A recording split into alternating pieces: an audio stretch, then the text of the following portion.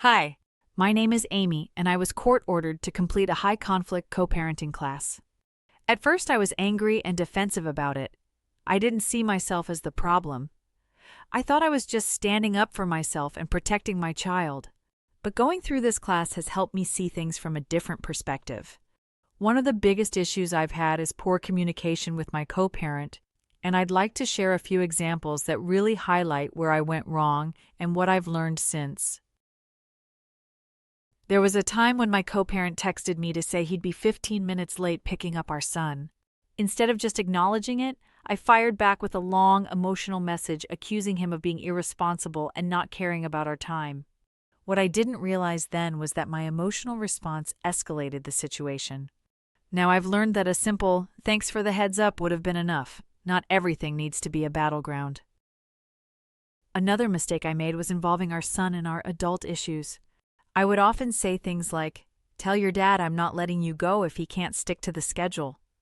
Looking back, I see how unfair that was to my child. He should never have to carry messages between us, especially when they're charged with emotion. Now I use a shared parenting app for all communication, and I make sure to keep our child out of the middle. One of the worst moments happened during a custody exchange. I was frustrated about a disagreement we had earlier in the week, and instead of just letting the handoff go smoothly, I brought it up in front of our child. It turned into an argument in the parking lot, and I could see our child getting anxious. It hit me afterward how damaging that must have been for him. Since taking this class, I've learned how to prepare myself emotionally before exchanges. Breathing, grounding, and reminding myself that the goal is peace, not control. This class didn't just teach me strategies, it forced me to take accountability. I've come to understand that co-parenting isn't about winning, it's about creating stability for our child. That means learning to communicate with respect, even when I'm upset. It means keeping boundaries, being consistent, and separating my personal feelings from the parenting role.